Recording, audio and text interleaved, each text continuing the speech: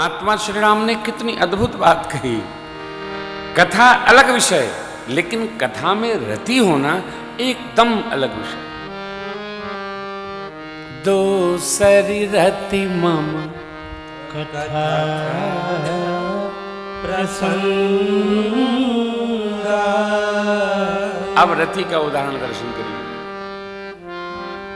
मनुष्य चोरी दो कारणों से करता है, या तो उसके जन्मादि संस्कार से स्वभाव चोरी का हो, अथवा उसके पास वस्तु का अभाव हो।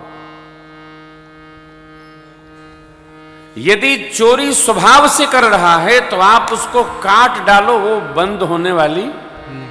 अभावजन्य है तो अभाव समाप्त होते बंद हो जाएगी।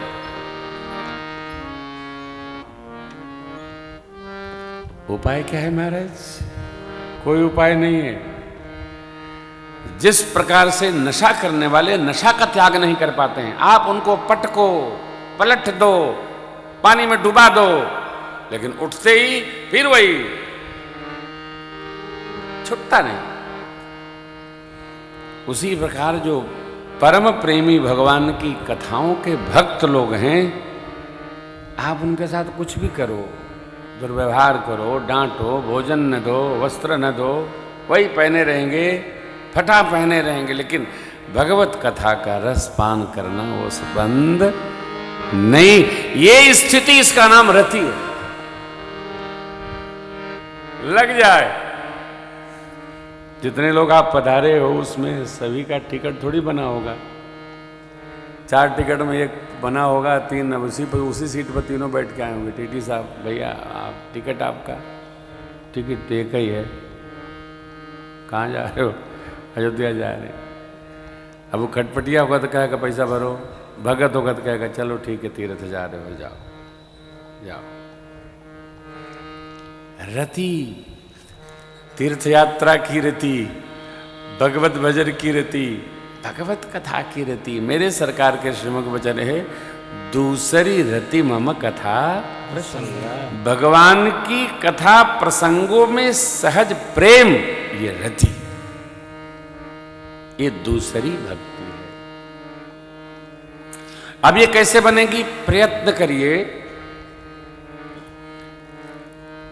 कि उत्तरकांड में जो ये प्रसंग है, दोहा क्रमांक 62 से 67-68 तक पूरा कंठस्थ हो जाए। कुल 3 महीना लगता है। और अर्थ पूर्वक पढ़िए,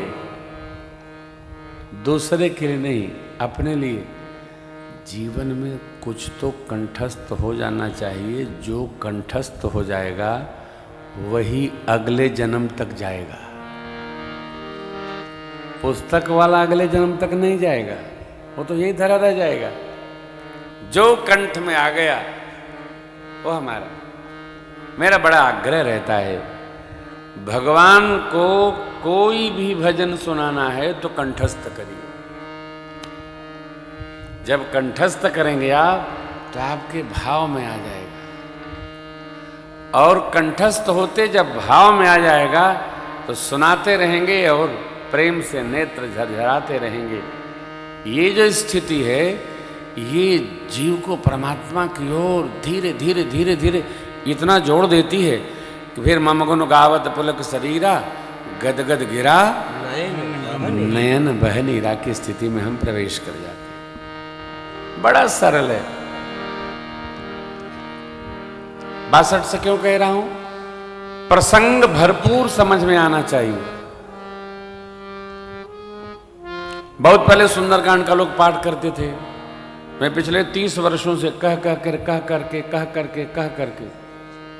मैंने गीता प्रेस में तिवारी जी से भी तारकेश्वर बाबू कहा था कि आप ये जामवंत के वचन सुभाए से जो सुंदरकांड छापे हैं, वो वचन कौन सा है?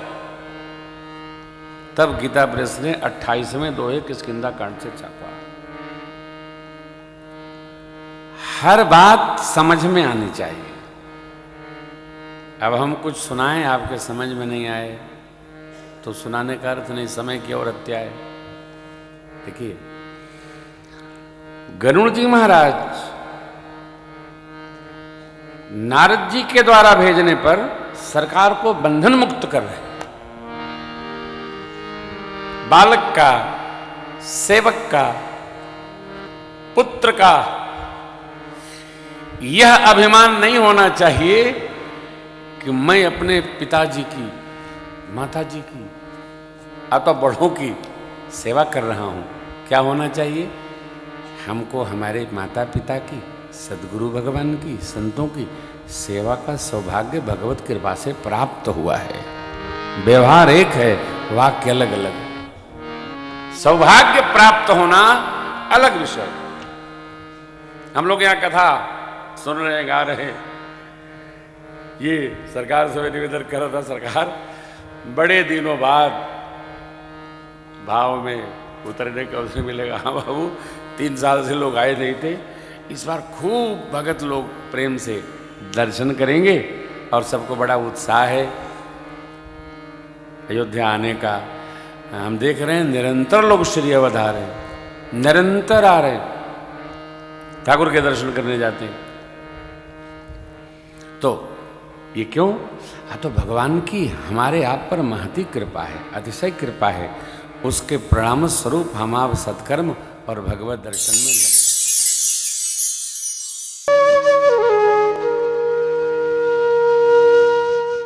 इसी तरह सुनते रहिए, चैनल को सब्सक्राइब करिए, बेल आइकन को दबा दीजिए और पुण्य अर्जन के लिए अपनों में शेयर करिए।